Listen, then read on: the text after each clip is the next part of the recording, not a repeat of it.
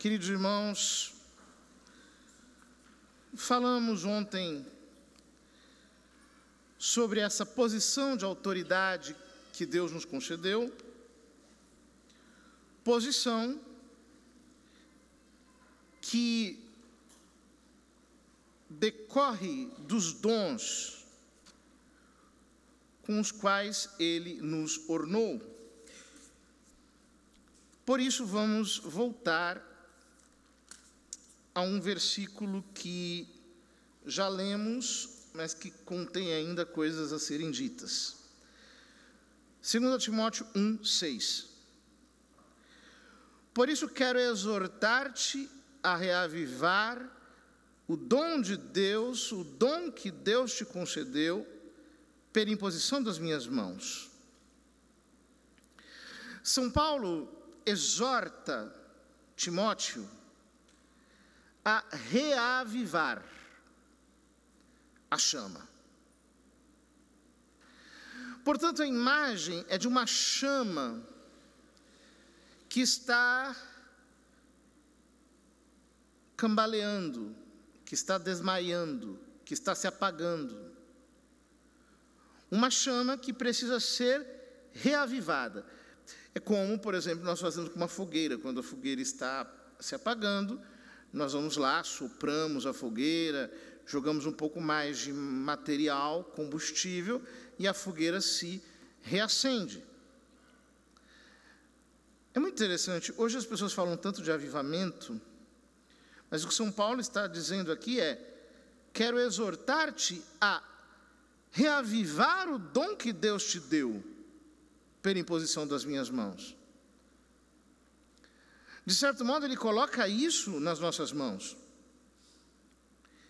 Notem que, antes de dizer isso, São Paulo elogia Timóteo. Ele diz: lembrando-me de tuas lágrimas, sinto grande desejo de rever-te e assim encher-me de alegria. Depois ele diz: recordo-te também da fé sincera que há em ti, fé que habitou primeiramente em tua avó, em tua mãe, e que certamente habita também em ti. Ou seja, Timóteo não era uma pessoa má, não era uma pessoa de má índole.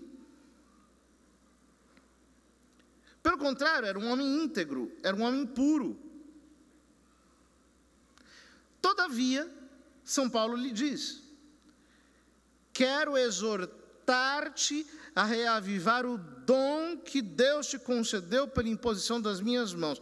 Por quê? Mesmo sendo um homem justo, piedoso, puro, de bom coração, o dom que Deus lhe tinha dado estava adormecido. O que aconteceu? A resposta para isso está logo no versículo seguinte.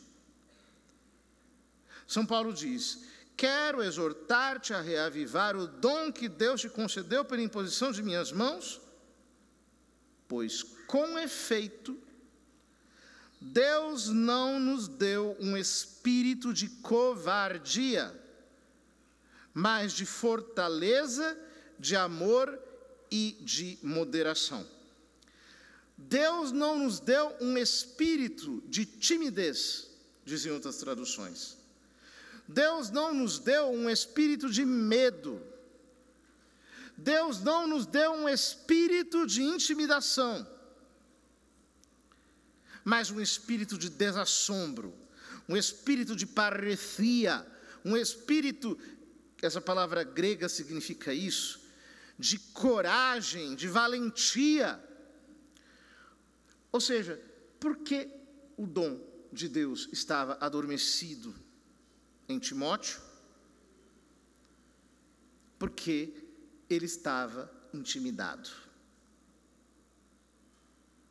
Deus não nos deu um espírito de timidez, mas nos deu um espírito de valentia. Ou seja, queridos irmãos, o modo pelo qual o diabo tenta nos impedir de assumir a nossa posição de autoridade é através da intimidação. O que é intimidação? Intimidação é uma atitude de coibir o outro, de fazê-lo permanecer numa posição de medo, de alguma maneira desencorajá-lo, de ameaçá-lo. E do ponto de vista espiritual, isso acontece muitas vezes. Eu posso dizer até, da minha experiência, de situações em que eu precisei dar a cara, em que eu precisei ir lá falar, em que eu precisei pregar, em que eu precisei, de alguma maneira, exercer o ministério numa situação um pouco mais ousada, o quanto eu mesmo fui vítima de pensamentos, de imaginações, até de visões. Uma vez eu estava indo pregar num lugar um pouco pesado, uma pessoa teve a coragem, você vê que as pessoas emprestam a boca para o diabo, né? Uma pessoa teve a coragem de me dizer assim: padre, eu sonhei com o senhor que o avião que o senhor estava caía. Eu falei: e o que você fez? Não, só estou falando para o senhor. Nem para rezar, né? A fulana teve a boca para dizer. Só veio para intimidar mesmo, né? Mas muitas vezes a intimidação vem por outros caminhos. É alguém desesperado, ansioso, que chega em você e fala: olha, eu quero... Ou uma notícia ruim que chega: olha, vai dar tudo errado, as coisas não vão acontecer, tem grande perigo de acontecer um imprevisto e não sei o que, não sei o que. Isso ou aquilo pode vir a malograr tudo aí que vocês estão programando. Às vezes a intimidação vem apenas no ambiente, é aquele ambiente pesado, como que dizendo a você: você não é bem-vindo, nós não te queremos aqui, não vai dar certo. E aí muitos de nós simplesmente perdemos as forças. Muitos nos entregamos, acreditamos nessas coisas. Queridos, entendam uma coisa: Deus nunca age por ameaça. Ele sempre age pela exortação. A palavra exortação, não sei porquê, assumiu uma conotação completamente estranha na boca de algumas pessoas. Exortação, as pessoas entendem como sinônimo de repreensão. Olha, eu vou exortar o fulano, ou seja, vou repreender o fulano. Não é isso. Exortação é ânimo. Vejam, quando São Paulo diz em 1 Coríntios 14, que toda profecia vem para exortar, edificar e consolar, ele está mostrando que Deus sempre age te impulsionando para frente. Ele te exorta, Ele te anima, Ele te edifica e Ele te consola. Esse é o nosso Deus. Agora, quando chega alguém com uma palavra sinistra, dizendo para você assim: olha, estou vendo uma coisa ruim aí, não sei o que, tinha um sentimento, não sei o que lá, tal, olha, pesado, não sei o que. Você tem que aprender a rechaçar isso daí. Porque se você abraça a intimidação, você simplesmente se paralisa. Vejam o que aconteceu com o profeta Elias. Nós estamos falando de Elias, o grande profeta do Velho Testamento. No primeiro livro de Reis, que é quando começa o ciclo de Elias, então veja, Elias já começa o seu ministério trancando o céu. Por quê? Acabe tinha se casado com Jezabel, que era uma princesa cananeia, idólatra, feiticeira. Esse nome Jezabel significa Baal é grande. Ou seja, ela era uma serva desse falso Deus. O que aconteceu? Ela introduziu o culto de Baal em Israel. E não apenas introduziu o culto de Baal, mas ela introduziu uma caterva de feiticeiros que trabalhavam para Baal. Então, Elias tranca os céus, vai embora para uma torrente, ali é alimentado pelos corvos, depois vai para a casa de uma viúva, aonde ele multiplica a farinha e o óleo. Eles passam todo aquele tempo se alimentando. Depois ele ressuscita o filho da viúva. Depois ele volta para desafiar Acabe. E não apenas Acabe, mas ele volta para desafiar 450 profetas de Baal, 450 feiticeiros. Ele vai, e acontece aquela cena extraordinária, de que os feiticeiros ficam clamando para ver se Baal vai mandar fogo do céu. Nada acontece, eles gritam, eles choram, eles dançam, eles mugem, eles fazem tudo que é possível. Não acontece nada. E aí chega Elias, manda jogar água na lenha, 3 vezes, etc. Ele faz uma oração e desce o fogo do céu. Depois disso, o que aconteceu? Ele eliminou 450 profetas de Baal sobre o Monte Carmelo. Foi isso que ele fez. Vejam a valentia desse homem. Porém, capítulo 19, versículo 1 diz: Acabe informou Jezabel de tudo quanto Elias tinha feito e de como tinha passado a fio de espada todos os profetas de Baal.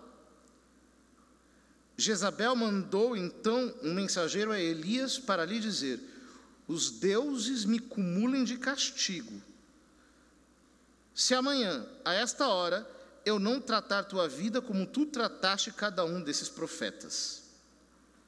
Versículo 3: Elias ficou com medo e, para salvar sua vida, partiu. Chegou a Bersabeia de Judá e ali deixou seu criado. Depois adentrou o deserto, caminho de um dia. Ao chegar, sentou-se debaixo de um arbusto de zimbro e pediu para si a morte, dizendo: agora basta, Yahvé, tira minha vida, pois não sou melhor do que meus pais. Veja que coisa extraordinária. O homem tinha acabado de matar 450 profetas de Baal, acabou com a feitiçaria em Israel num único dia. Aí a Jezabel, uma mulher, fala grosso com ele, entra o medo, entra a intimidação. Ele sai correndo. Vai de Israel para Judá, de Judá para o deserto adentro, e acontece tudo aquilo que nós já lemos inúmeras vezes na Escritura. Mas ele depois recebe a visita do anjo, que lhe dá pão de comer, ele diz: levanta-te e come, o caminho é longo, vai. Ele chega até o Monte Horebe, e lá no Monte Horebe, Deus lhe diz: vai, volta por teu caminho pelo deserto até Damasco. Chegando lá, ungirás Azael como rei de Aram, a Jeú, filho de Namsi, como rei de Israel, e a Eliseu, filho de Safate, de Abel-Meula, como profeta em teu lugar.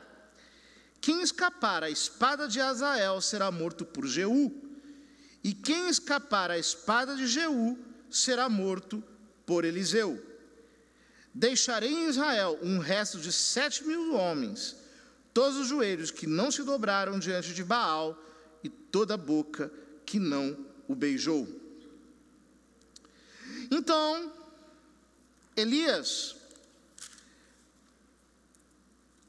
volta para Israel e lá se encontra mais uma vez com o rei Acabe. A palavra diz que a corrupção em Israel chegou a tal ponto, 21, 25, 1 Reis, não houve ninguém que se vendesse como Acabe para, incitado por sua mulher Jezabel, fazer o que é mal aos olhos de Yahvé. Vejam como essa criatura manipuladora dominava o seu marido pela intimidação. Ele fazia tudo o que ela queria. E o espírito de dominação, de intimidação, que habitava aquela mulher, era tão intenso que o próprio profeta Elias se viu numa situação terrível. Ora, nós sabemos que Elias não será aquele que irá eliminar Jezabel, será Jeú. Mas o texto da 2 Reis nos diz de uma maneira bastante clara: Jeú chegou a Jezrael e Jezabel ficou sabendo. Ela pintou os olhos, adornou a cabeça e inclinou-se para olhar pela janela. Quando Jeú entrou pelo portão, gritou para ele: tudo em paz, Zambre, matador de seu senhor. Veja como que é debochada, né? É o escárnio. Jeú levantou o rosto para a janela e exclamou: quem aí é por mim? Quem? 2 ou 3 eunucos inclinaram-se para ele. Ele lhes disse: lançai-a daí de baixo. Lançaram-na e seu sangue respingou nas paredes e nos cavalos. Ele a pisoteou, entrou para comer e beber e disse: tomai conta daquela maldita e sepultai-a, pois é filha de rei. Depois, uns versículos depois, diz o texto: Jeú exterminou Baal de Israel. Ele exterminou. Ele acabou com o culto desse falso Deus. Essa era a missão de Elias. Mas porque infelizmente ele se deixou intimidar, ele não a cumpriu. Queridos irmãos, nós precisamos prestar muita atenção nessas lições da Escritura, porque são, para nós, imagens, metáforas de uma intimidação que nos tem muitas vezes paralisado. Toda vez que um homem de Deus, uma mulher de Deus, não cumpre a sua missão, fica desencorajado, fica perdido, invadido por confusão, desânimo, frustração, por aquele ar de derrota, ele precisa reagir. Tem que ter uma atitude forte, firme, de tirar isso da sua vida. Algumas pessoas não conseguem.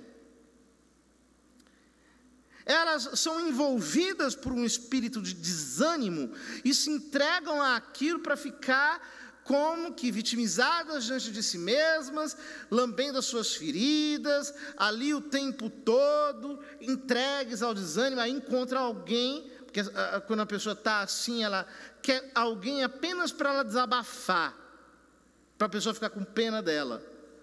Aí fica lá: eu estou tão mal, por que eu não consigo, por que eu não tenho, por que não sei, e vai se entregando aqueles pensamentos ruins, Isto é coisa do diabo.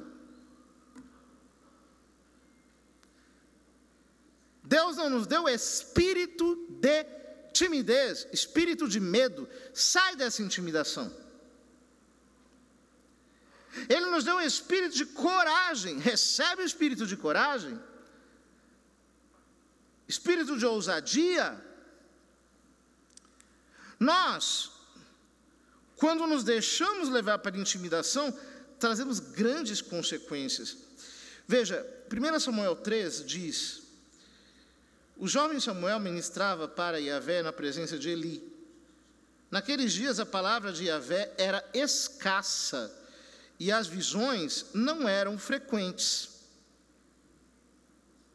Por quê? Um pouquinho antes, o texto diz: já muito velho, Eli ficava sabendo tudo que os seus filhos faziam a todo Israel e de como se deitavam com as mulheres que serviam à entrada da tenda do encontro.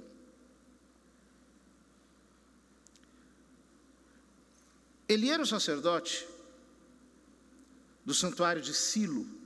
Os filhos dele não apenas estavam prostituindo as mulheres, mas estavam fazendo pior, eles roubavam as oferendas que se apresentavam no templo. Mas Eli não fez nada.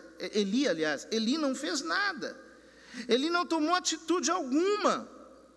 Eli estava completamente paralisado pelo medo que ele tinha dos seus filhos. Tem muita gente que tem medo dos filhos.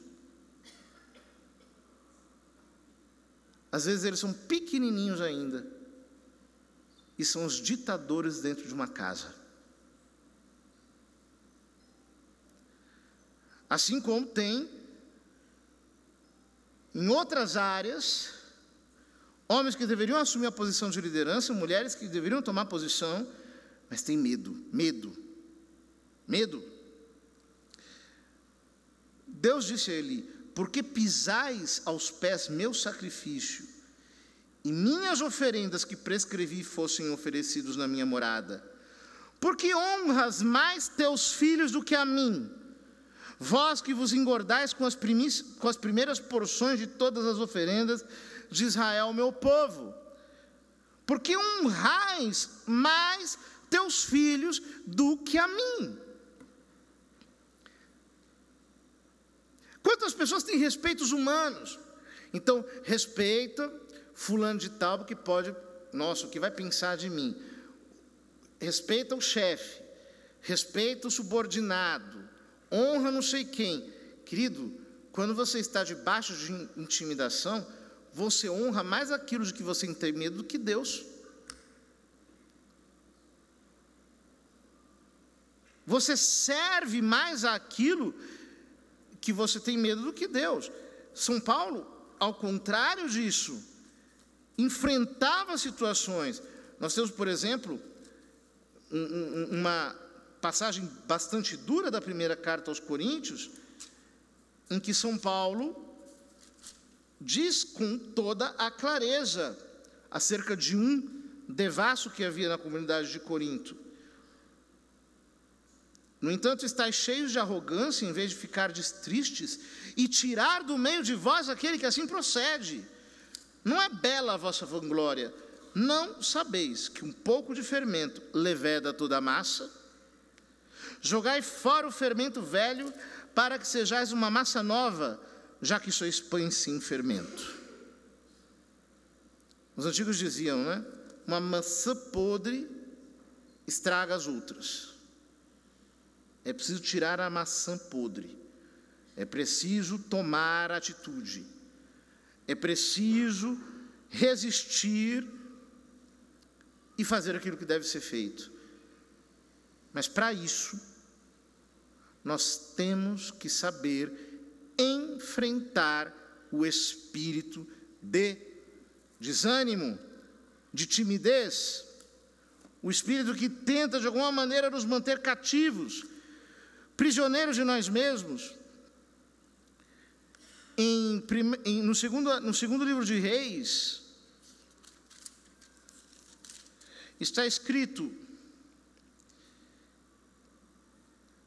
que Jeú, vejam a atitude de coragem que esse homem teve, o destruidor de Jezabel. Quando viu Jeú, Jorão disse, Jorão era o filho de Jezabel: tudo em paz, Jeú? Ele respondeu: que paz haveria enquanto vigoram as prostituições de tua mãe Jezabel e seus inúmeros feitiços? Vejam que atitude de coragem, que atitude de destemor. Ele vai para cima, ele não recua, ele tem uma atitude verdadeiramente heróica. Queridos, nós precisamos aprender a, nesses momentos de intimidação, fazermos prevalecer a vontade do Senhor sobre nós, a honra de Deus. O profeta Isaías diz, capítulo 54, versículo 17: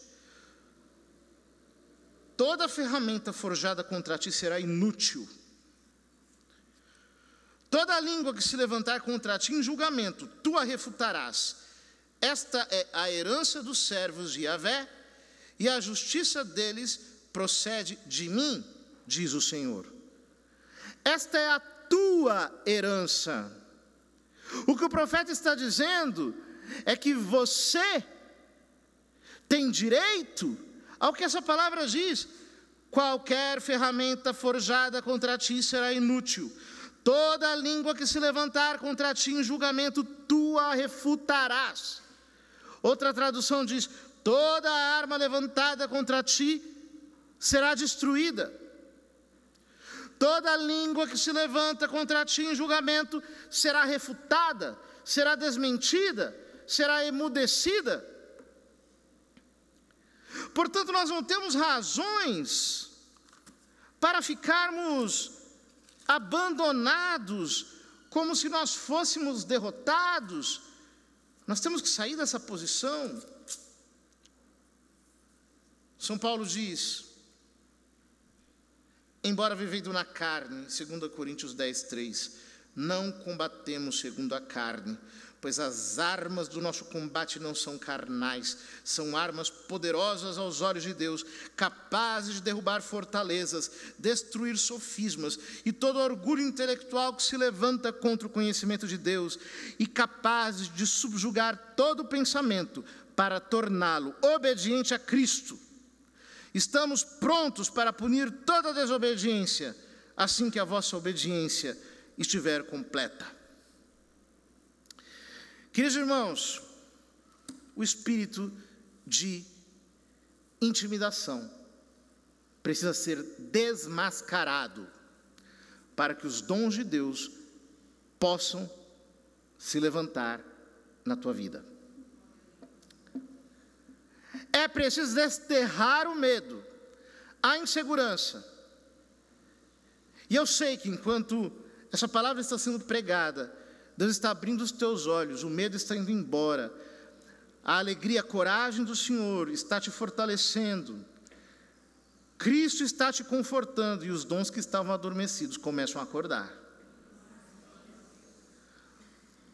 Porque isso é decisivo para os nossos dias. Deus quer isso de todos nós, que somos a sua igreja. Peçamos ao Senhor que as palavras da primeira leitura sejam uma realidade para nós.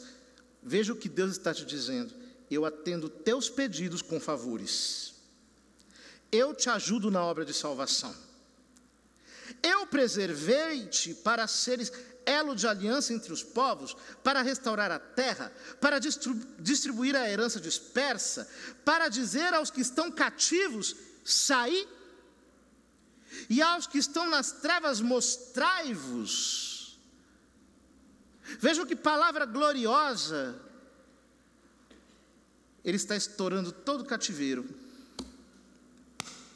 está te chamando para fora. Vem para fora. Com coragem, porque eu estou realizando aquilo que precisa ser feito. Vamos pedir ao Senhor que nos conceda fé e que nada, nem ninguém tenha força de nos paralisar nesse caminho de luta e de vitória.